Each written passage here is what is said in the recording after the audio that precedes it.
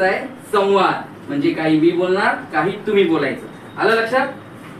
कोणाला झोप वगैरे येते का? नाही ना? नक्की एकदा जोरजोरात टाळ्या वाजवा मस्त.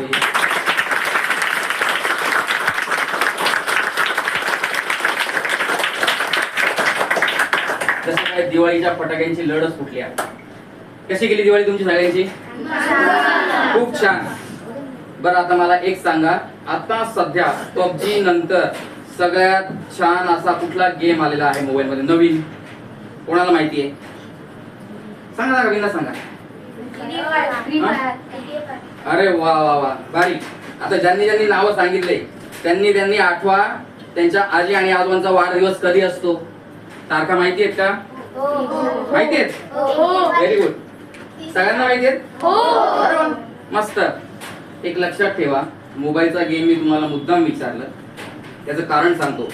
कोण कोण बातम्या रोज वाचतं, पेपर वाचतं, बातम्या बघतात, टीव्हीवर बघतात?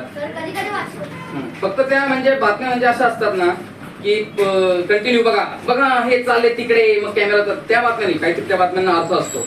आता काल परवा आपल्या एका लेडी क्रिकेटरनी शतक ठोकलं. तिचं नाव काय होतं? परफेक्ट. काय झालं पाहिजे त्याच्यासाठी? आपले आयडॉल्स असतात, हे खूप कष्ट करून, मेहनत करून, प्रॅक्टिस करून ते त्या स्टेजला पोहोचतात आणि ते सक्सेस अचीव्ह करतात. तर आपण आज विद्यार्थी दशेमध्ये आहोत. आज आपण काय आहोत? विद्यार्थी आहोत. मग आपण पुढे महाविद्यालयीन विद्यार्थी होणार, हायर एज्युकेशनला जाणार, हायर स्टडीजला जाणार. त्याच्यासाठी आपल्याला सपोर्ट कोण करतं? घरनं कोण करतं? आई वडील, मम्मी पप्पा. लक्षात ठेवा, आपल्या सगळ्यात मोठा आपल्या आयुष्यातला बॅकबोन म्हणजे कोण असतं?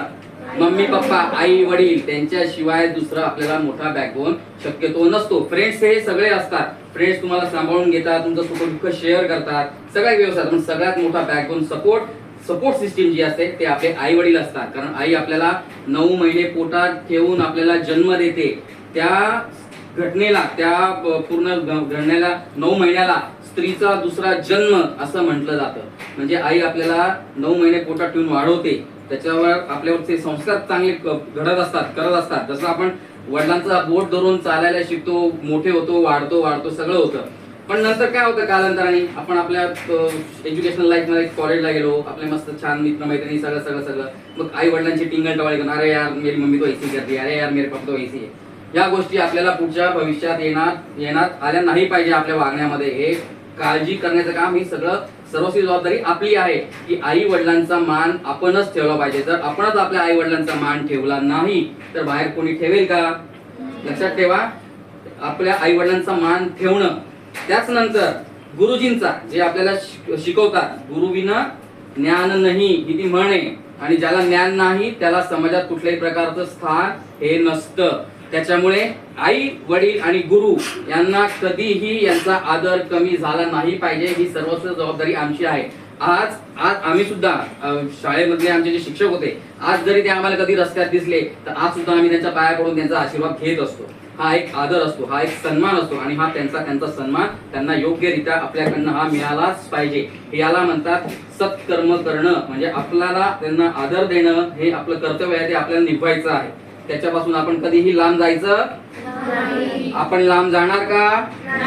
नक्की जाणार नाही. मला वचन देताय सगळे? लक्षात ठेवा, आई वडील आणि गुरु यांचा कायम आदर करायचा.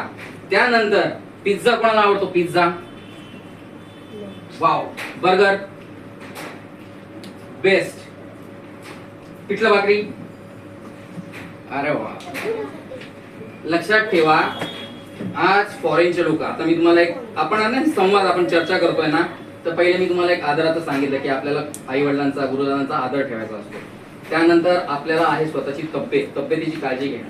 आज फॉरेन कल्चर मधले खूप जण फॉरेनर्स जे आहे ते आपल्या भारताचं आयुर्वेद जे आहे, आयुर्वेद संतुलन, त्याचा अभ्यास करतात. त्याचा अभ्यास करून ते जसं त्याचं सांगितलं तसं ते वागतात. आणि आपण काय करतोय? त्यांच्याकडनं आलेला पिझ्झा, बर्गर, मायोनीज, ज्याच्याने आपल्याला खूप शरीराला त्रासदायक आहे. थायरॉइड, कॅन्सरचे अनेक प्रकार आहे. ब्लड कॅन्सर आहे, हार्ट कॅन्सर आहे, खूप प्रकारचे कॅन्सर आहे. हे सगळं निर्माण होण्याचं कारण हे जे अनौपचारिक पदार्थ आहे, जे आपल्या शरीराला चांगले नाही, घातक आहेत, त्याच्यामुळे आपण रोगाला बळी पडतो. भारतीय इतिहासानुसार म्हणजे इंडियन हिस्ट्री, त्याच्यामध्ये भारताच्या नागरिकांची जगण्याची जी शक्ती आहे म्हणजे त्यांचं आयुर्मान जे आहे ते खूप जास्त आहे. कारण आपलं खाणं हे योग्य मसाले, आपण अन्न शिजवून खातो, शिजल्याने त्याच्यातले सगळे बॅक्टेरिया मरून जातात, त्याच्यामुळे अन्न आपल्याला पौष्टिक मिळतं. आपण ताजं अन्न खातो, फळं खातो, डाळी चाळी खातो, त्याच्यामुळे आपल्या शरीराला चांगली ऊर्जा प्राप्त होते, ताजे तवाने आपण राहतो, आपण फिट अँड फाईन राहतो. त्याच्यामुळे आपण आयुर्मानामध्ये भारताचे लोक हे जास्त जगतात, हे इतिहासामध्ये पण लिहून ठेवलंय. आणि आपण हे जे पिझ्झा मायनीज हे जे घेतो ना, तर त्याच्याने आपली ताकद राहत नाही. आज बघा खूप लवकर माणसं थकतात. कोणी कोणी बघितलंय 80-80 वर्षाचे आजोबा आज सुद्धा वॉकिंगला जातात ना? मस्त. कारण त्यांचं आहार, त्यांची वागण्याची पद्धत, त्यांचे राहण सहान, या सगळ्या पद्धती त्याला कारणीभूत आहे. आपण काय करतो, हे जंक फूड वगैरे खाऊन आहे ना आपण आजारांना निमंत्रण देतो, त्याच्यामुळे होते आपली रोगप्रतिकार शक्ती कमी. म्हणून आज बघा वातावरण थोडं बदललं की आपल्याला काय लागतं, डॉक्टर, खोकला झाला. आरंभ है प्रचंड